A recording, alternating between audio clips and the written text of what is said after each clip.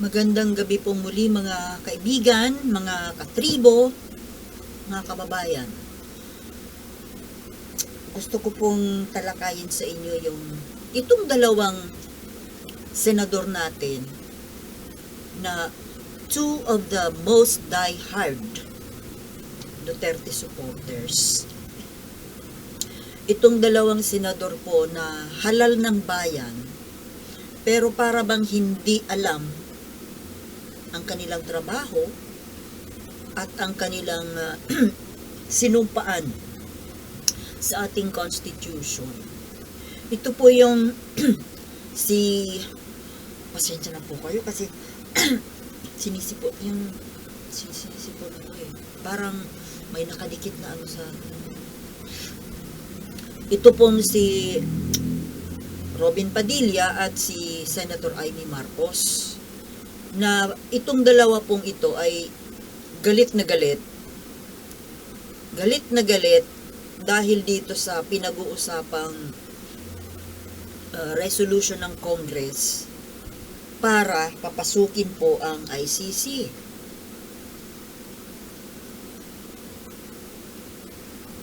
Ito pong si Robin Padilla na nagsabi po na kahit ano mangyari, ipagtatanggol niya ang kanyang Tatay Digong, ang kanyang kaisa-isang amo.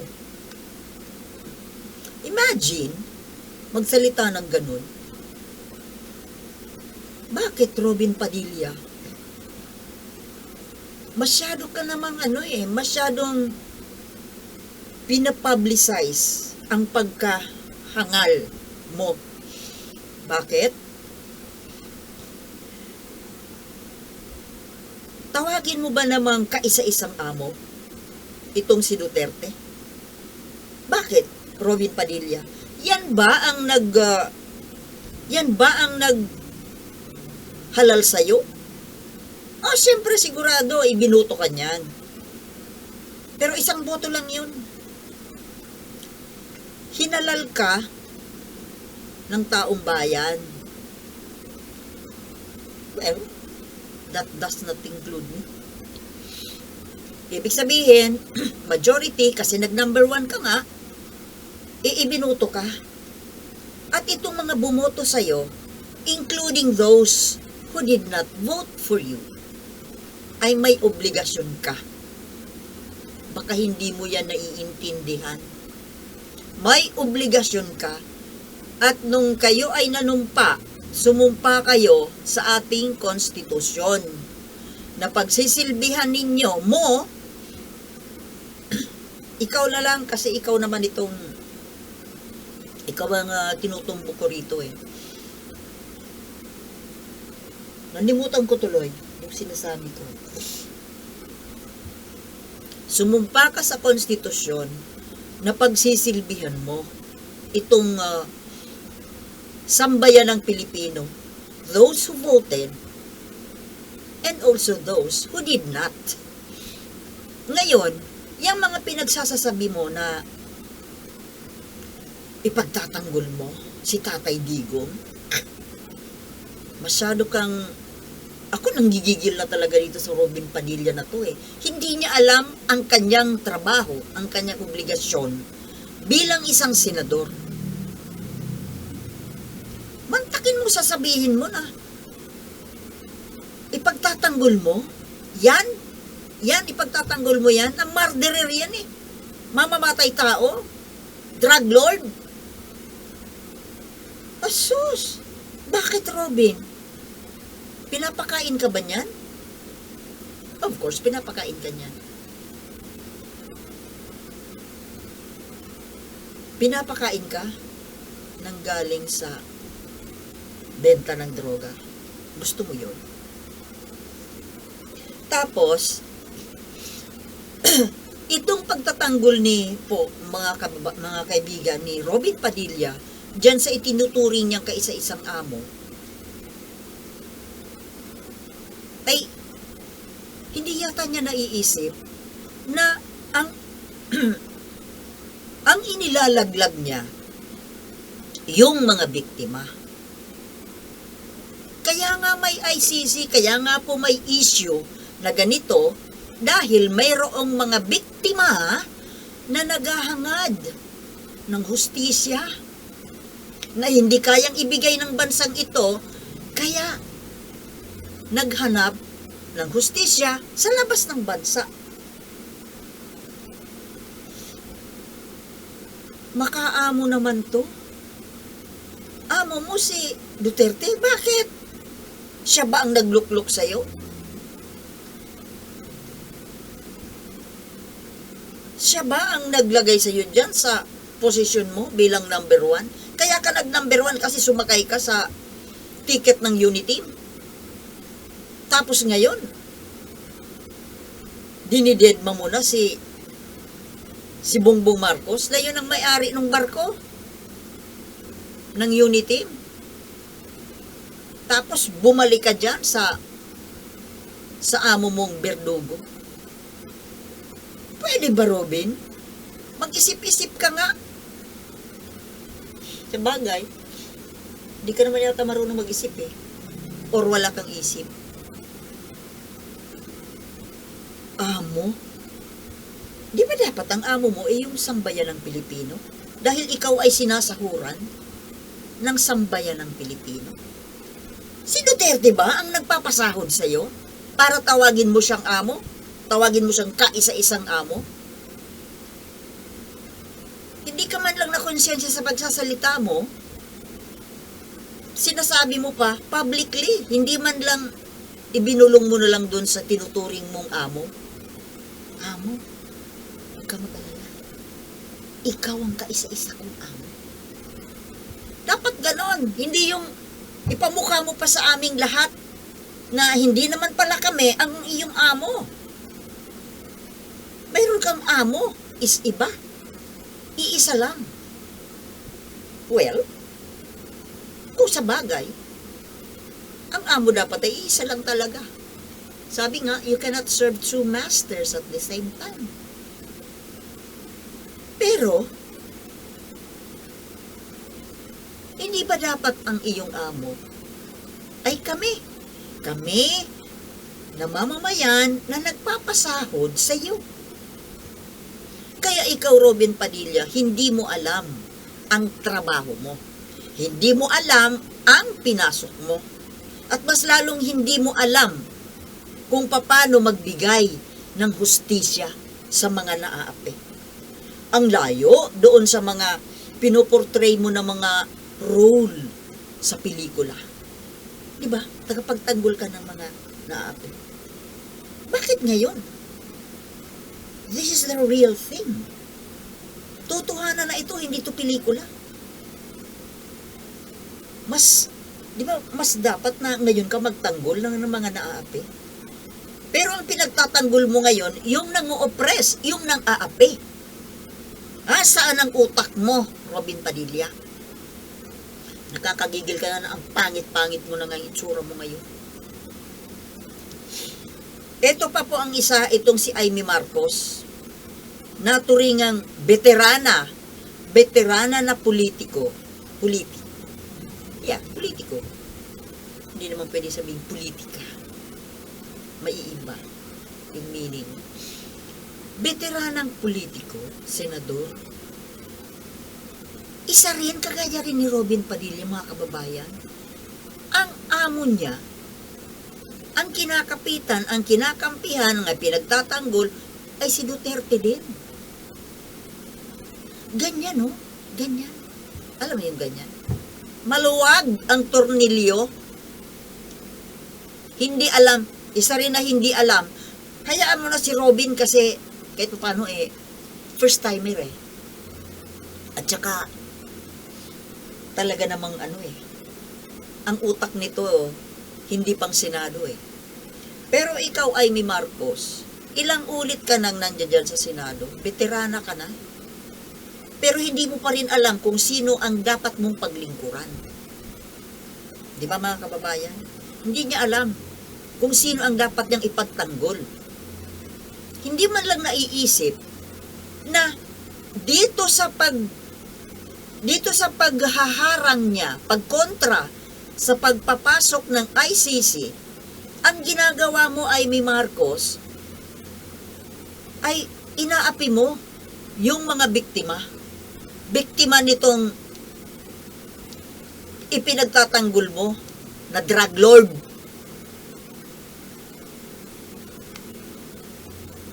Marami po ang nagsasabi. Marami yan. Manonood kayo ng yung mga vlogger na may issue dito. Oh, sinusubaybayan ko eh. Subaybayan nyo po yung si Epifanio Labrador. Pina-follow ko yun eh. Marami siyang alam. Marami siyang alam na mga first hand info kung bakit siya galit na galit sa mga Duterte. Balik tayo kay Amy Marcos. Itong si Amy Marcos, naturingan kahit papano ay matalino. Matanda na eh.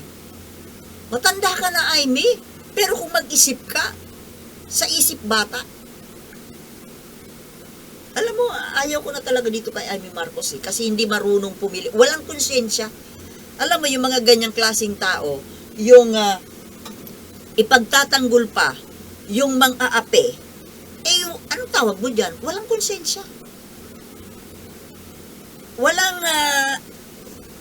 Walang Diyos. May Diyos ba yan? Anong Diyos kaya meron yan?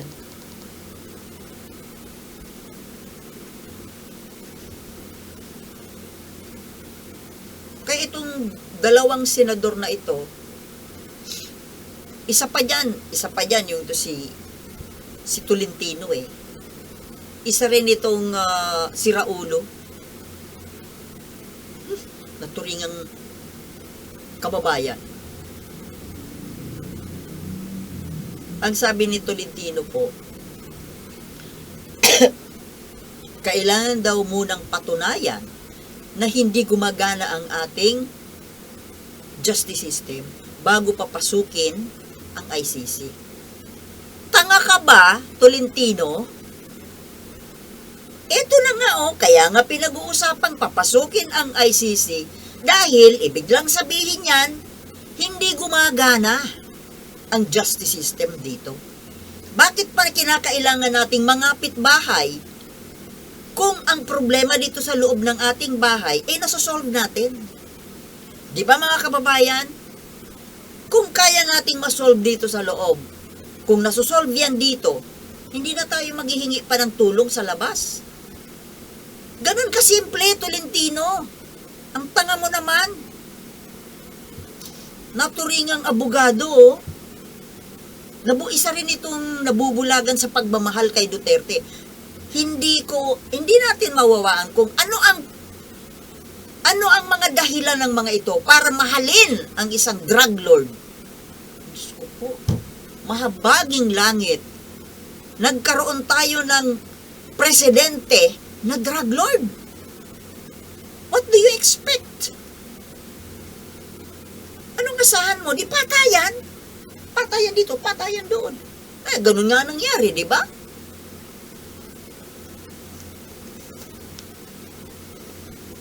Wala akong first-hand information na drug lord yan. Pero, reading between the lines at sa mga obserbasyon, sa kanyang mga pananalita, sa sinasabi ng marami, hindi lang po yan usok. Hindi lang usok. Yan ay naglalagablab na apoy. Kaya hindi na natin pwedeng sabihin na pag may usok, may apoy. Apoy eh. Lagablab. Panoorin nyo po yung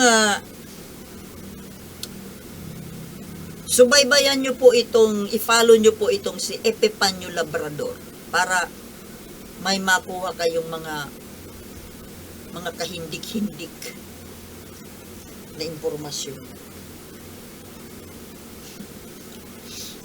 O yan Epifanio Labrador nag-pre-plugging na ako sa iyo. Kailangan pong marinig ninyo yung mga sinasabi niya.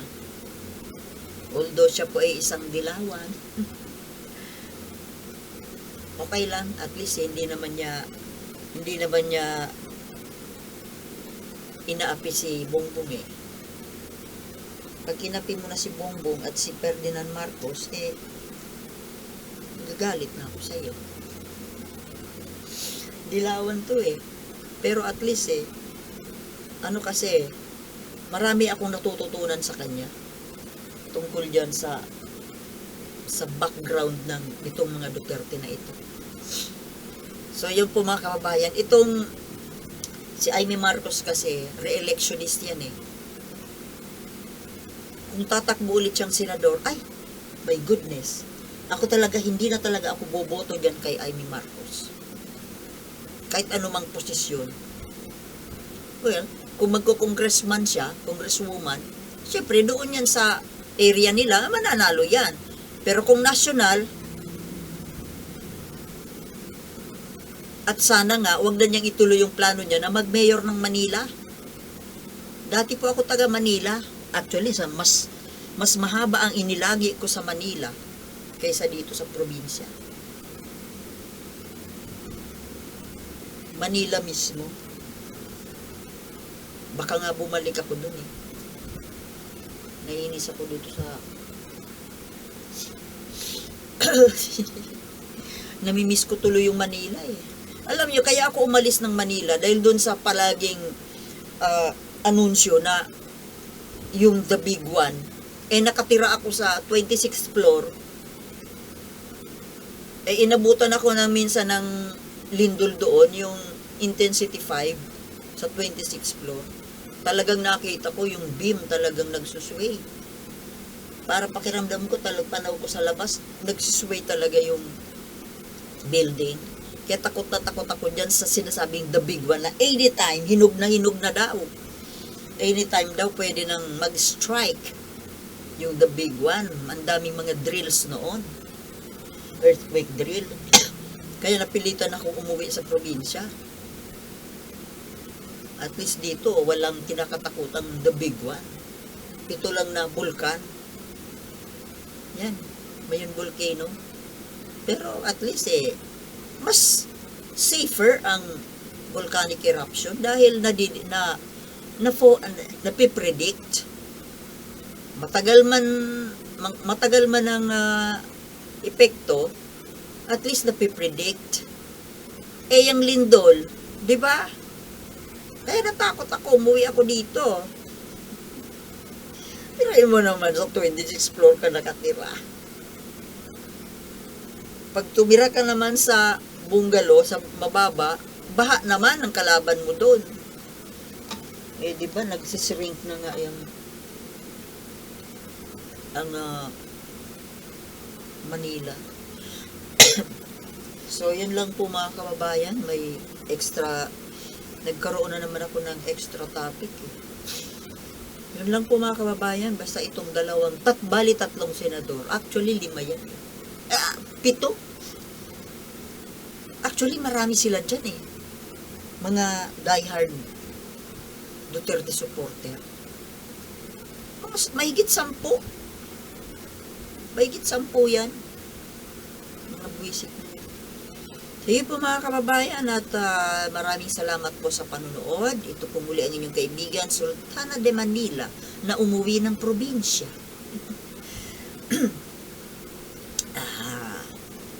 See you in my next vlog. Peace.